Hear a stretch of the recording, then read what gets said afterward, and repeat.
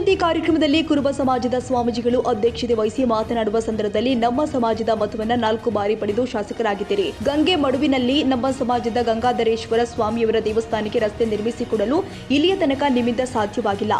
ಬರೀ ಸುಳ್ಳು ಹೇಳುತ್ತಾ ಭಾಷಣಕ್ಕೆ ಮಾತ್ರ ಸೀಮಿತರಾಗಿದ್ದೀರಿ. ಮೊದಲು ನಮ್ಮ ಸಮಾಜದ ಕಾರ್ಯವನ್ನ ಮಾಡಿ ನಂತರ ಮಾತನಾಡಿ ಅಂತ ಸ್ವಾಮೀಜಿ ಶಾಸಕರ ಮೇಲೆ ಆಕ್ರೋಶಗೊಂಡಿದ್ದಾರೆ.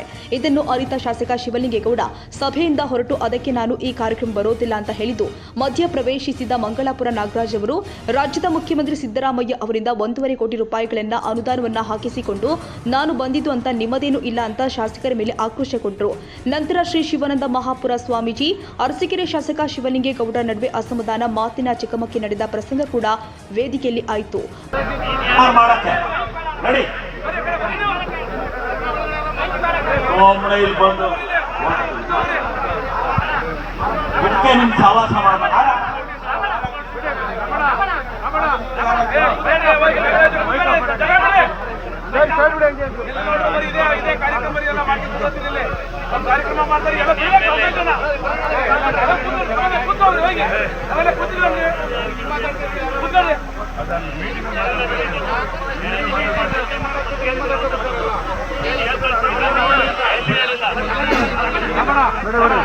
ದಯಮಾಡಿ ಪರಮ ಪೂಜ್ಯ ಶ್ರೀ ಶ್ರೀ ಡಾಕ್ಟರ್ ಶಿವಾನಂದಪುರಿ ಮಹಾಸ್ವಾಮೀಜಿಗಳಿಗೆ